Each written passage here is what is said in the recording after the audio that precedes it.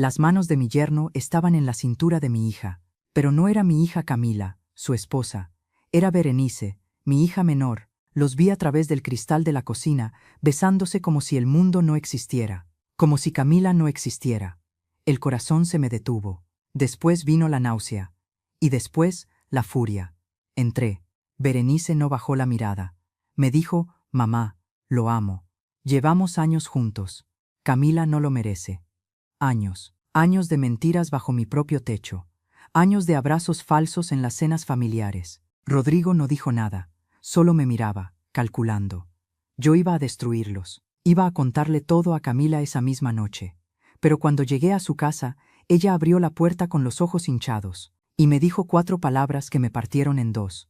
Mamá, me estoy muriendo. Cáncer, 2 meses de vida. Entonces entendí que a veces la justicia no llega a tiempo, que a veces hay que elegir entre la verdad y la piedad. Pero nadie dijo que después de la muerte la justicia descansaría. Qué alegría tenerte aquí conmigo. Si estás viendo este video, te pido con mucho cariño que te suscribas al canal. Por favor, necesitamos mucho alcanzar 30.000 suscriptores. ¿Puedo contar con su ayuda? Estamos construyendo una comunidad hermosa de mujeres fuertes. Su presencia es muy importante, y su apoyo es esencial para nuestro trabajo, para que sigamos contando historias como esta. Cuéntame también en los comentarios desde dónde nos está escuchando. Nos emociona saber hasta dónde llegan nuestras historias. Me quedé paralizada detrás del cristal. Las piernas no respondían, solo mis ojos se movían. La luz cálida de la cocina los iluminaba de lleno. El café todavía estaba sobre la mesa. Había 2 tazas. 2 tazas en mi propia cocina, puestas con esa familiaridad que se construye con el tiempo. Y la risa de Berenice, esa risa que yo conocía desde que era bebé, desde que daba sus primeros pasos por este mismo piso. Ahora sonaba diferente. Sonaba a algo que no quería nombrar. No sé cuántos segundos estuve ahí paralizada. Fueron pocos. Pero en esos pocos segundos vi cosas que no se olvidan. La manera en que ella tenía la mano en su hombro. La manera en que él no se sobresaltó al verme. Como 2 personas que ya no tienen miedo, que ya no sienten que tienen algo que esconder. Eso fue lo que más me golpeó. No el beso, sino la calma. Abrí la puerta. Ellos se separaron. Pero no hubo vergüenza. No hubo pánico. Ninguno bajó la mirada. Berenice se acomodó el cabello con calma.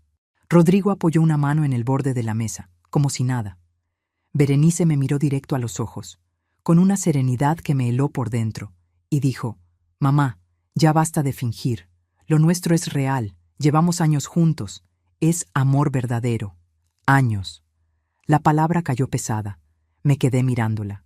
La misma cara que yo había besado cada noche cuando era niña. Los mismos ojos que lloraron en mi hombro cuando perdimos a su padre. Ahora me miraban sin ningún temblor. Rodrigo seguía en silencio, quieto junto a la ventana. Solo me observaba. No con culpa, con cálculo, como quien espera a ver en qué dirección va a caer algo. Le pregunté por Camila, con la voz más fría que pude sostener. Quería saber dónde pensaba ella que estaba su propia hermana en ese momento. Berenice se encogió de hombros. En su casa, trabajando como siempre. Ella vive para trabajar, mamá. No lo hace feliz. Yo sí. Quise gritar.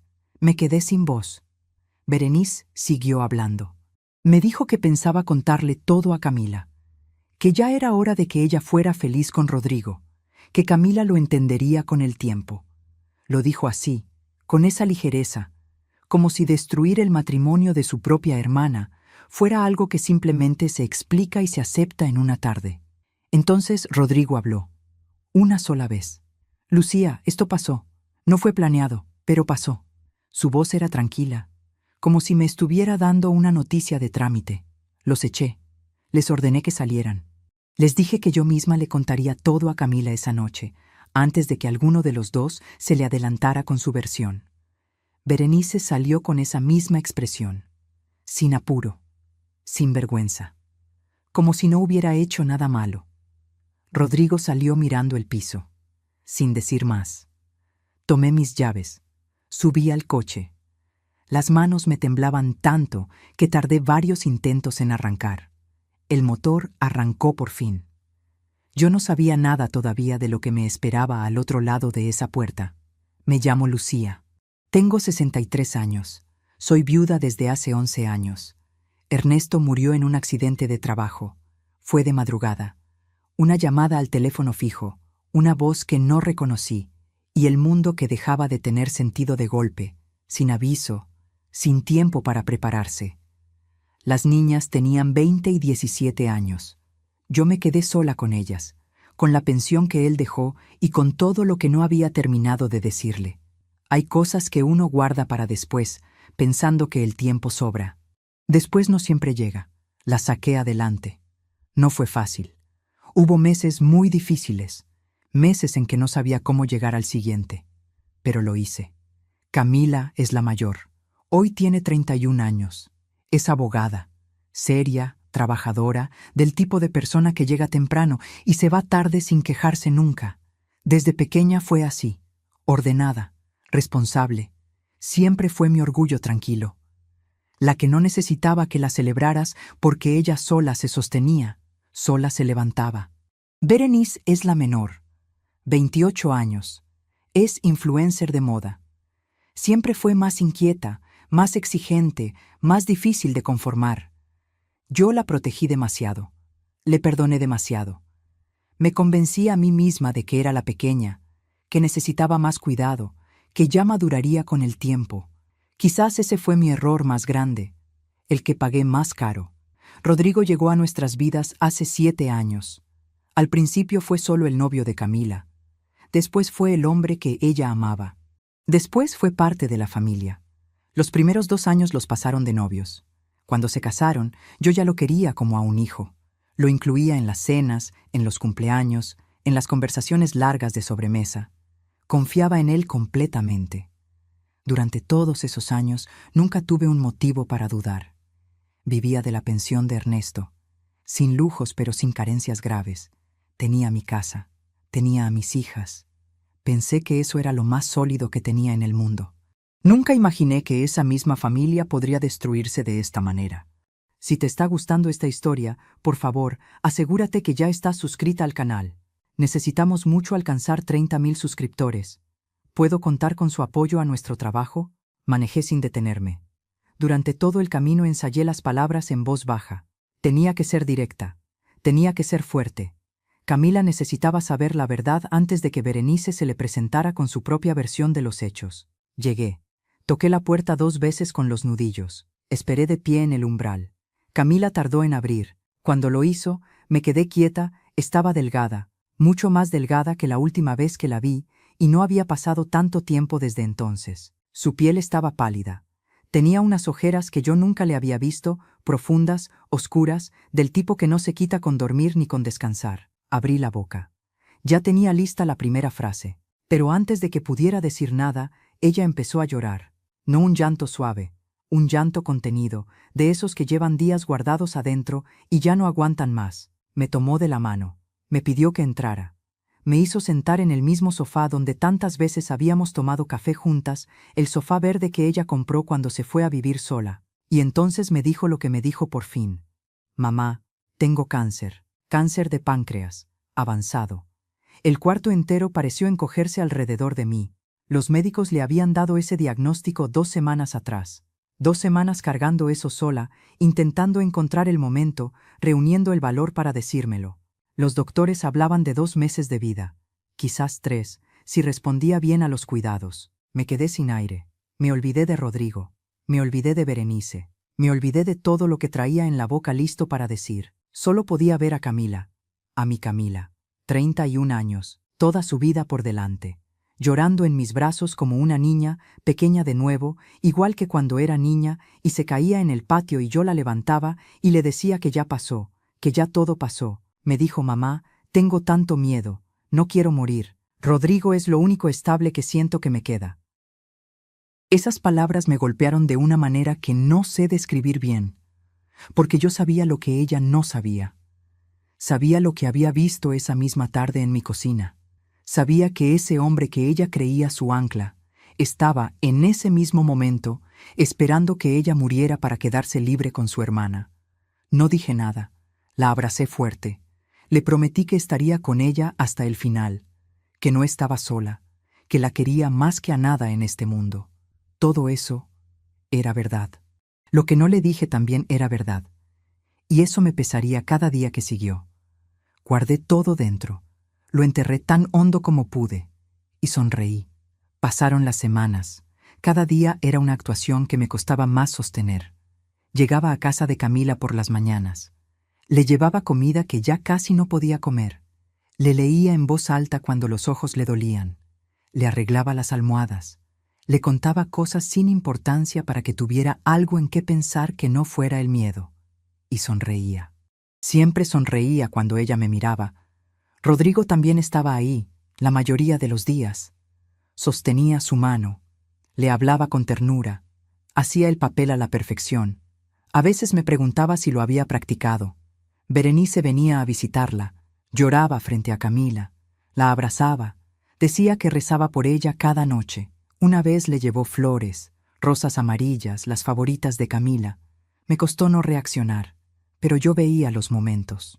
Esos instantes breves en que Berenice y Rodrigo cruzaban una mirada cuando Camila tenía los ojos cerrados. No eran miradas de culpa, eran miradas de cálculo, de espera. Una noche, Berenice me encontró sola en la cocina de Camila. Estaba lavando los platos. Ella entró, cerró la puerta con suavidad y se quedó parada detrás de mí un momento antes de hablar. Cuando habló, lo hizo en voz baja, casi íntima. ¿Ya le dijiste a Camila sobre nosotros? Le dije que Camila se estaba muriendo. El silencio que siguió fue diferente. No fue el silencio de alguien que ya lo sabía. Fue el silencio de alguien que acaba de recibir una noticia y está procesando, en tiempo real, cómo usarla. Entendí que no lo sabía y que acababa de aprender algo que pensó aprovechar de inmediato. Luego dijo, en voz casi suave, entonces ya no habría nada que lo detuviera. Me fui de la cocina sin responderle. Cerré el grifo, dejé los platos a medias. No podía confiar en lo que saldría de mi boca si me quedaba un segundo más. Hubo una tarde en que Rodrigo y yo nos cruzamos solos en el pasillo de la casa de Camila. Ella dormía. Me miró. Yo lo miré. No hubo palabras. En sus ojos vi que sabía lo que yo sabía y que ya no le importaba. Rodrigo se fue dando cuenta de que yo no iba a hablar. Empezó a moverse con más soltura dentro de mi presencia, a mirarme con una sonrisa cuando Camila no veía, como diciendo, ya ganamos. Camila empeoraba cada semana. Pasaba la mayoría del tiempo en cama, con cuidados paliativos. Cada noche, antes de cerrar los ojos, me hacía la misma promesa. Después de que Camila partiera, habría justicia. No importaba cuánto tardara. No importaba qué tuviera que hacer. ¿Alguna vez tuviste que guardar un secreto que te destruía por dentro para proteger a alguien que amabas? Cuéntame en los comentarios. Lo que no sabía todavía era que la justicia iba a llegar de un lugar que yo no esperaba. De un lugar que Ernesto había preparado en silencio, sin decirme nada, durante años. Camila murió en casa. Fue un martes por la tarde. Yo estaba a su lado, con su mano entre las mías. La habitación estaba en silencio. Solo se escuchaba su respiración, cada vez más espaciada, hasta que dejó de escucharse. Rodrigo estaba sentado frente a nosotras, la cabeza agachada. Cuando ella dejó de respirar, él lloró. Apretó los puños sobre las rodillas y lloró. No sé si eran lágrimas reales. Ya no me importaba. El funeral fue grande. Vinieron amigos de la universidad, compañeros del trabajo, vecinas de siempre, personas que yo ni conocía, pero que Camila había tocado de alguna manera. Berenice llegó con un vestido negro impecable y lloró frente a todos con una expresión que cualquiera habría tomado como genuina. Yo la observaba desde lejos. Ya no podía mirarla de cerca. No lloré en público. Guardé todo para después.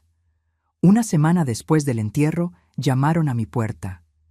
Era un hombre de traje, serio, respetuoso.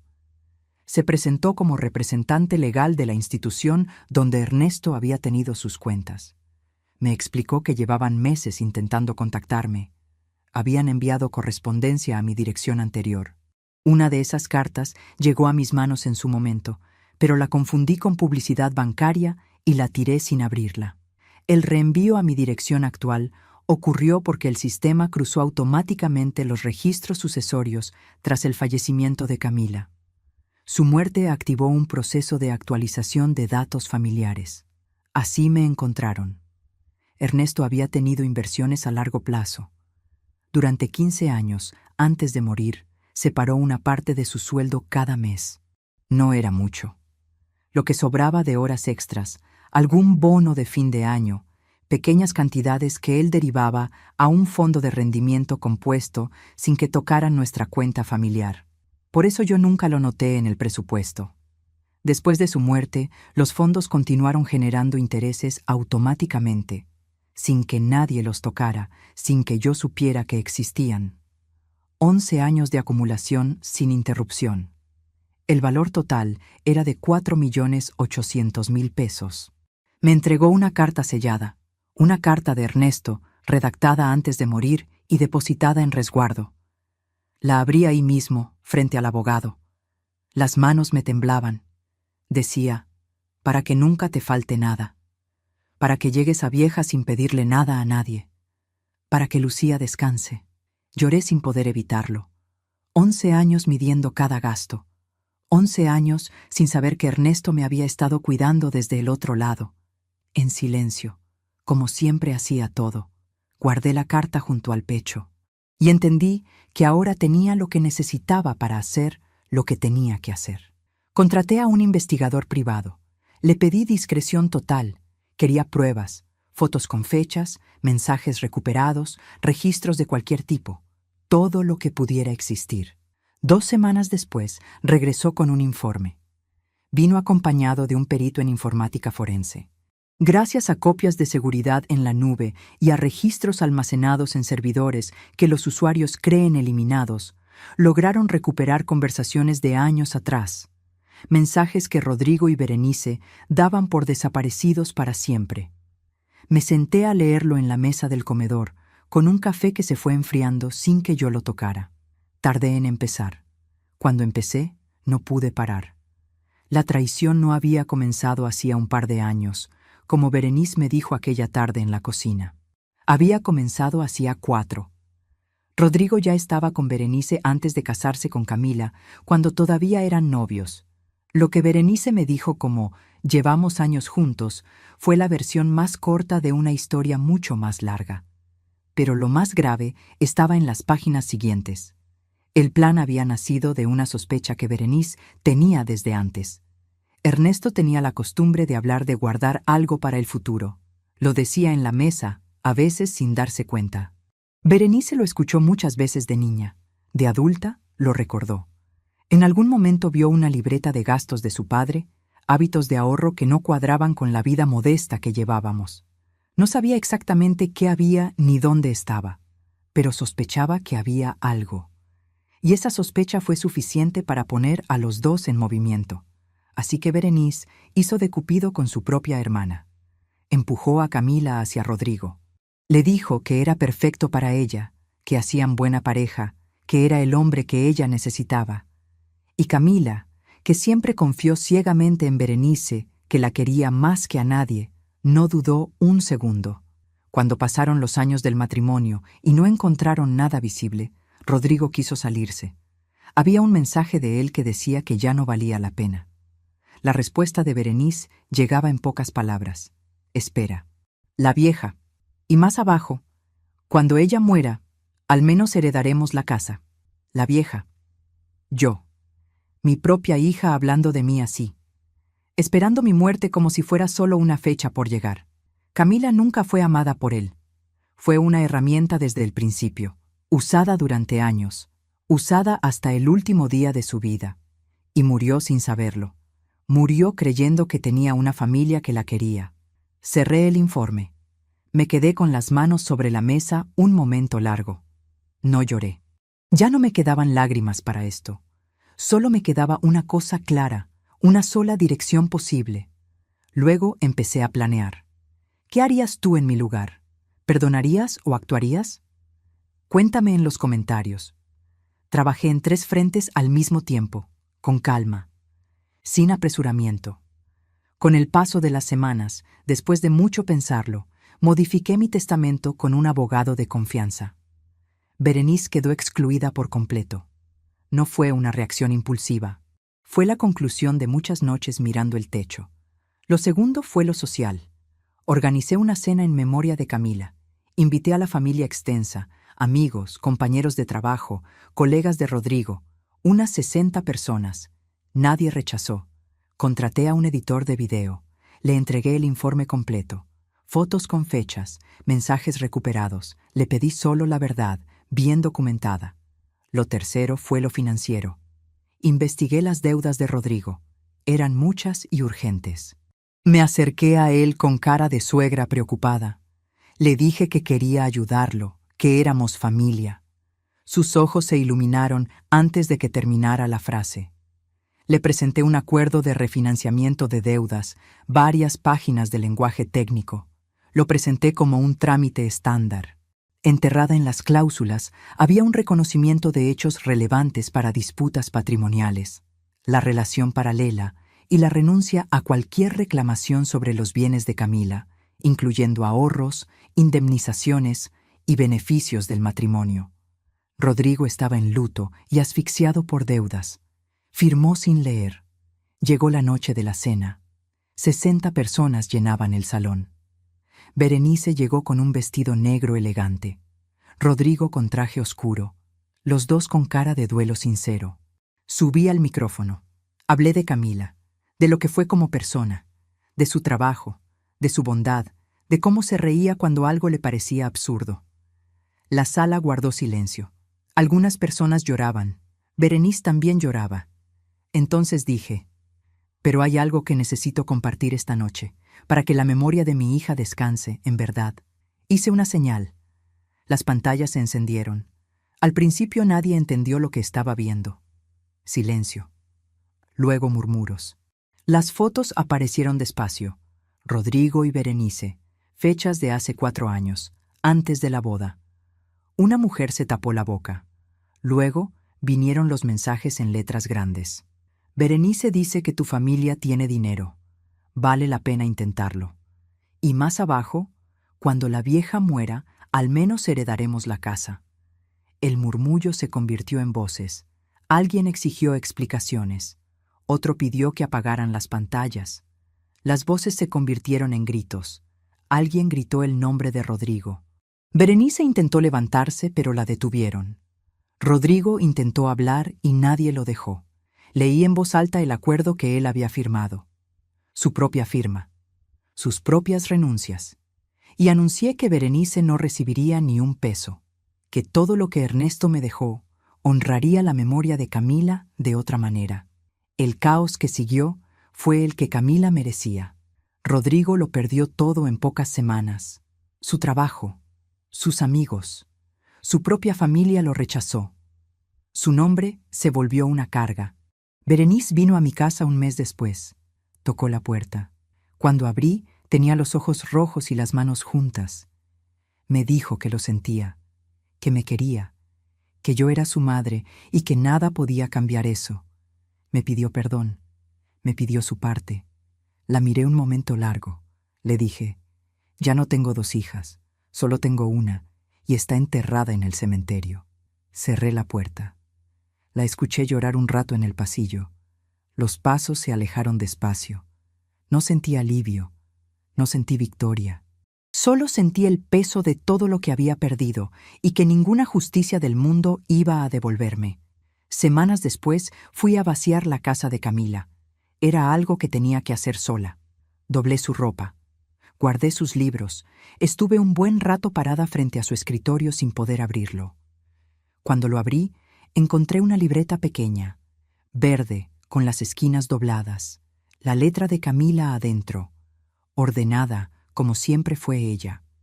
Era una lista de lugares que quería conocer.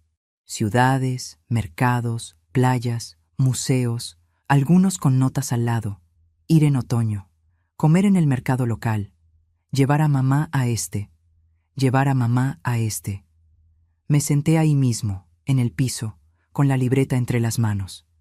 Camila había planeado llevarme con ella, a lugares que yo nunca habría elegido sola, a ventanas del mundo que ella quería mostrarme.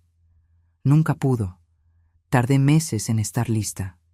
Pero un día hice la maleta, saqué la libreta y empecé por el primero de la lista. Fui a cada lugar que ella marcó, comí lo que anotó, me paré donde ella hubiera querido pararse. Llevé la libreta abierta en la mano. Hubo momentos, frente a ciertos paisajes, en que sentí algo parecido a la paz. No la paz de quien olvidó, la paz de quien cumplió. A veces me pregunto si hice bien, si debí haber dicho la verdad antes, si el secreto que cargué la protegió o si solo me protegió a mí. No tengo respuesta. Dicen que el tiempo cura todo. Mienten. El tiempo solo te enseña a cargar el dolor de otra manera. Camila murió pensando que era amada. Yo cargué su secreto hasta el final. ¿Hice bien? No lo sé. Pero sé esto. Hay traiciones que ni la muerte perdona. Y hay madres que, aunque muertas por dentro, siguen de pie. Porque cuando te quitan lo que más amas, solo te queda honrar lo que esa persona no pudo terminar. Esto no fue venganza, fue memoria. Y la memoria de mi Camila me sigue llevando a lugares nuevos. Cada vez que llego a uno, saco la libreta, la abro en su página, y le digo en voz baja: ya llegué, mi amor, aquí estoy. Si esta historia te tocó el corazón, déjame un comentario. Cuéntame qué harías tú. Y suscríbete al canal para seguir recibiendo historias como esta.